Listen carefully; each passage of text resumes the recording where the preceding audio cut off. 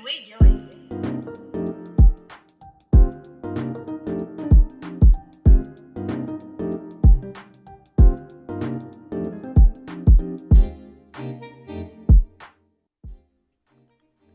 All right, let's see. Let me pull up Peer Ref. Open this up. Okay, but now you see how I got to this point. I used a perspective guide. It's nothing like too fancy. I drew the grid by hand, uh, just because it was easier to do it that way. And I used the boxes I warmed up with to figure out and draw characters in different poses and different ways to find a composition that I liked for the characters. And I went and chose this one. And so now I'm just waiting for Peer Ref to come up so I can start drawing in the clothes and stuff, hair, all that, so I can get some reference up for Nezuko and Tanjiro.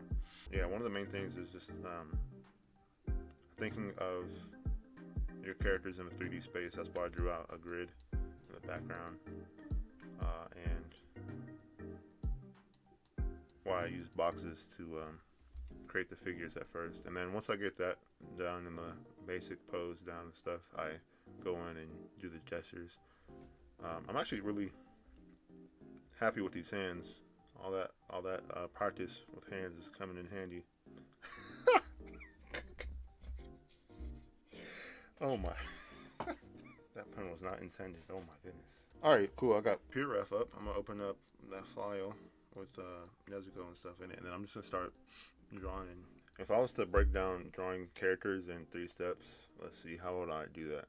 Probably draw a grid, perspective grid. That way you can, like I said, get a feel for the space. Let yourself know that these characters exist in a three-dimensional space. It's not a flat dimension, right? I want to be able to get that feel in the artwork that these characters are in their own world and that they're actually living in it. 2 would probably be use basic shapes, like I was doing in the time lapse. It's just all it is rectangles and prisms, basically, cubes and boxes. But it's not just that. You have to think of it in a 3D space, and that's what the grid is for. And then the third is get the gesture right. Once you get the gesture, you can start adding the anatomy and all the features and stuff. But I think that's how I approached it in the time lapse, and just how I approach it in my drawings. So now what I'm gonna do is start actually drawing in the clothes and stuff and finishing this up. So let's do it.